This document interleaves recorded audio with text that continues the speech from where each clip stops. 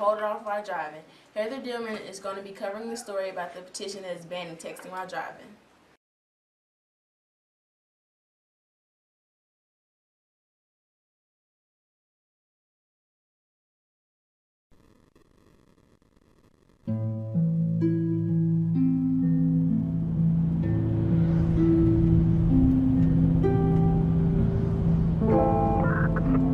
My name's Grant Hendricks. I'm a trooper with the Missouri State Highway Patrol.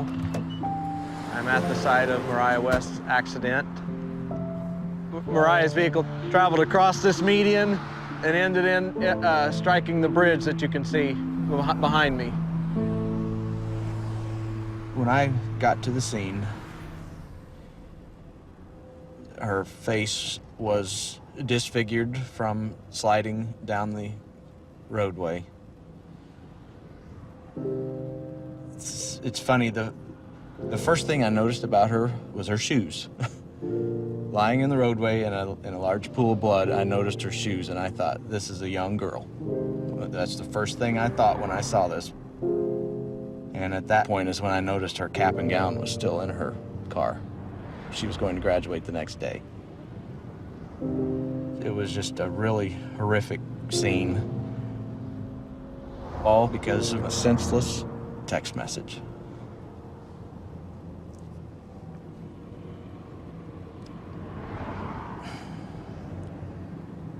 It's just sad. Sorry, it's just sad.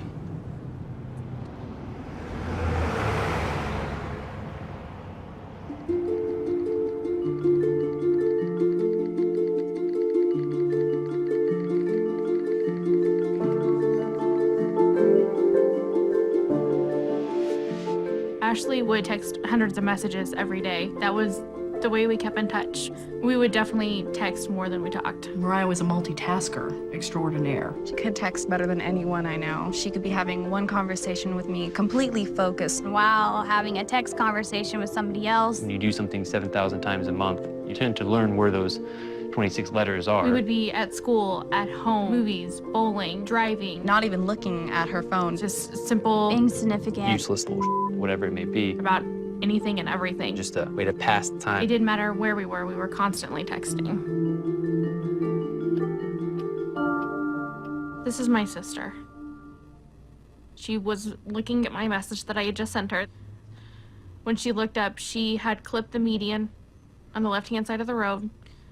Her truck flipped, and as it was flipping, she was actually ejected through the driver's side door, and she landed in the ditch about 300 feet from her truck. People will tell you over and over again, it's not your fault. But knowing that you were the person that she was talking to when she was killed. Just knowing, having a highway patrol officer write in a report that a text message sent at 12:05 is the reason that she is dead is not something that will ever go away. If I could talk to her one last time, I would just say, I'm sorry.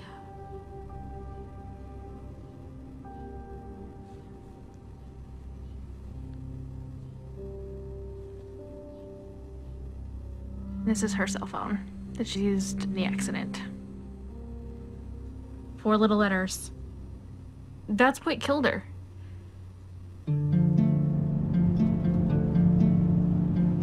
You never really think about it, but people associate drinking and driving as a dangerous thing. Your vision's impaired, your judgment's impaired. But if you look at texting and driving, your vision's not even there. You're not even looking at the road.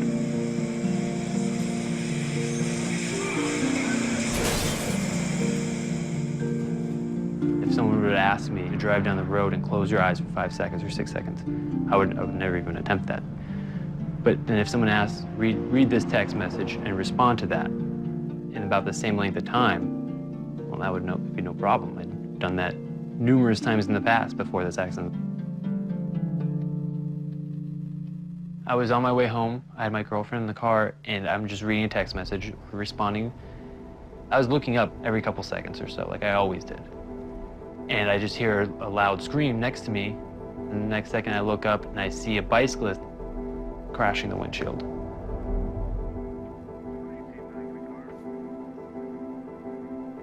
When I got out of the car, he didn't have a pulse, he wasn't breathing. He wasn't alive. There are no words to describe the level of grief, the level of depression and self-hatred I was going through. My first year of college, I just remember one girl recognizing me and saying, oh, I remember hearing about you. You're that guy who hit the bicyclist because you were texting and driving. That was actually the day before I ended up going to the hospital for emotional problems. I sent one stupid, meaningless text, LOL, and killed a man.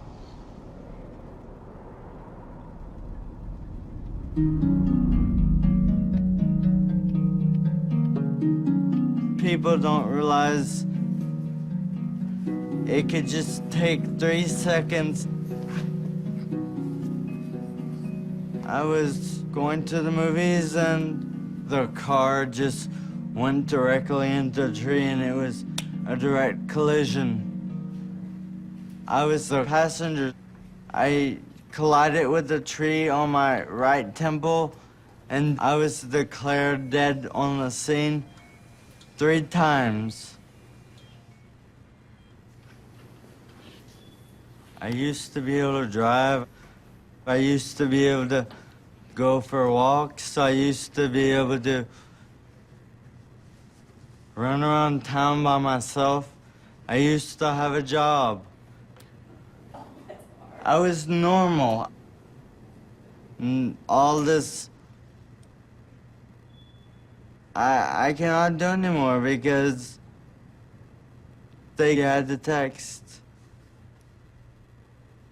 This is the text message that changed my life forever.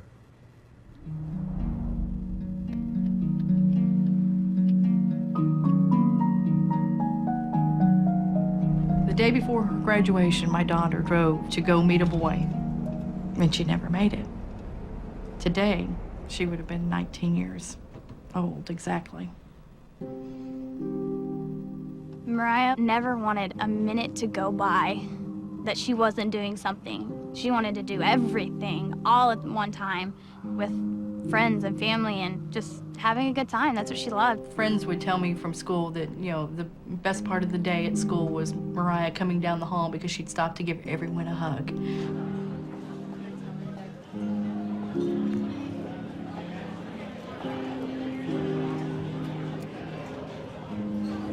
Okay, guys, in honor of Mariah. Happy birthday to you. Happy birthday to you. Happy birthday, dear Mariah. She had met a guy who played baseball, and one evening she just spontaneously got in her car and said, hey, I'm gonna come watch his game. He was texting her to tell her directions of where she needed to go. And I guess she just looked away for too long. Where are you at, you know? Like that was it. One of her friends had no idea that she had been in an accident, so he kept texting. We ended up having to send him a text back to say, please stop. She's in critical condition in the hospital, and we don't know if she'll even make it. She always worked her magic, you know, and still to this day, without her being here, she's so much still a part of our lives every day. She was our sunshine. She really was.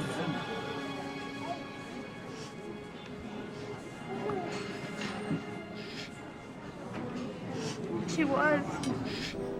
It's a simple text message. Where are you at? 3 simple words. She paid the ultimate price for her actions. I've had to do this more than once. Mariah is not the only victim that I've dealt with. And it never gets any easier. And it won't get any easier. What is worth losing your life over? That text message?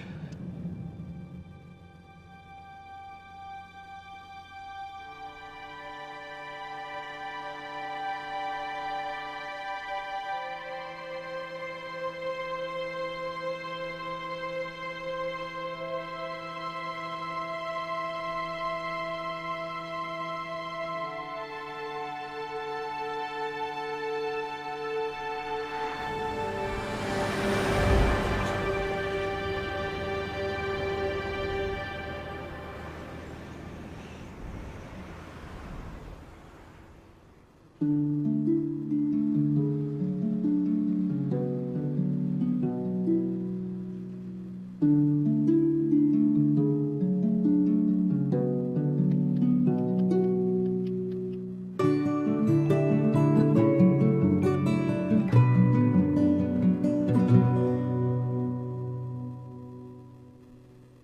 please, Hillcrest students, put your phones down while you're driving.